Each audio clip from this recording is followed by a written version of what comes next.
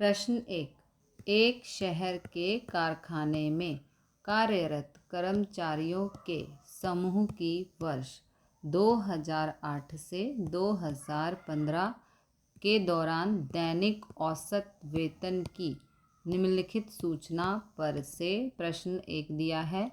अचल आधार की विधि आधार वर्ष 2008 लेकर पारंपरिक आधार की विधि से और वर्ष 2011 से 2013 के दैनिक औसत के वेतन की औसत को आधार लेकर अचल आधार की विधि से सूचकांक की गणना कीजिए। ओके, तो ये हमारे पास इंफॉर्मेशन है। तो सबसे पहले हमें यहाँ पर इस तरह से टेबल बनानी है। ओके, यहाँ पर वर्ष लिखने हैं, यहाँ पर दैनिक औसत वेतन रुपए में। ओके, ये हमें गिवन है।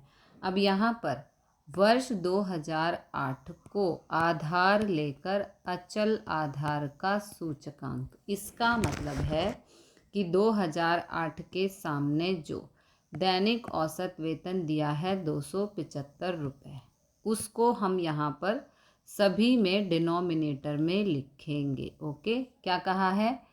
2008 को आधार लेकर, आधार का मतलब है सभी के डिनोमिनेटर में 275 आएगा। ओके, आप देख सकते हैं सभी के डिनोमिनेटर में 275 है और ऊपर चालू वर्ष का चल मूल्य गुणा 100। तो चालू वर्ष, यहाँ पे देखो चालू वर्ष मतलब 275, 275 अपॉन 275, ये हो गया। यहाँ पर 100 ही आएगा, गुणा में 100, तो यहाँ पर 100 ही आएगा। फिर अपॉन में सबके 275 है और ऊपर चालू वर्ष का चल मूल्य, तो चालू वर्ष मतलब 284, 289, 293, 297, 313, 328 और ये 345। ओके, जब इनको कैलकुलेट करेंगे आप कैलसी में तो आपको आंसर मिलेंगे ये वाले। ठीक है, 284 बटे 275 गुणा 100 करेंगे तो ये आंसर आपके आएंगे।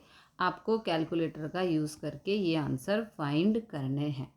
दूसरा कहा है पारंपरिक आधार का सूचकांक, तो इसके लिए सूत्र है चालू वर्ष का चल मूल्य अपॉन में गत वर्ष का चल मूल्य गुणा में 100। ओके, तो यहाँ पर सबसे पहले 100 ही आएगा, फिर सेकंड में चालू वर्ष का चल मूल्य, तो यहाँ पर 284 अपॉन में 275, क्योंकि गत वर्ष का चल मूल्य यहाँ पर 275 है।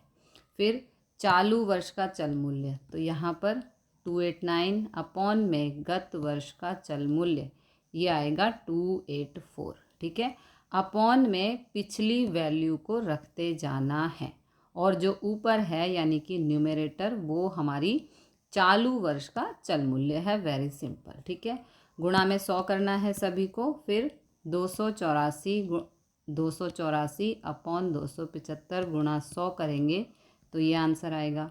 289 अपॉन 284 गुणा 100 करेंगे तो ये आंसर आएगा। इसी तरह से सभी के आंसर आपके आ जाएंगे। फिर नेक्स्ट में कहा है वर्ष 2011 से 2013 के केंद्र की वेतन की औसत, 2011 से 2013 के वेतन की औसत, तो ये 2011, ये 2012 और ये 2013। तो देखो 2011 के लिए 293, 2012 का 297 और 2013 का 313, ये रहा। ओके, अब क्योंकि 1 2 3 साल हैं तो अपॉन में 3 आएगा। ओके, इन सब को टोटल करके 3 से भाग करेंगे तो आंसर आएगा 301। ओके, को आधार लेकर सूचकांक, आधार लेकर का मतलब है अपॉन में 301 रखना है। देखो 301 301 301 301 301, इस तरह से सभी के डिनोमिनेटर में 301 आएगा और ऊपर चालू वर्ष का चल मूल्य 275 275 284 284 289 289। ओके, इस तरह से 275 अपॉन में 301 गुणा 100 करेंगे तो ये आंसर आएगा। 284 अपॉन 301 गुणा 100 करेंगे तो ये आंसर आएगा। आपको कैलकुलेटर की मदद से ये सभी आंसर फाइंड करने हैं। ओके।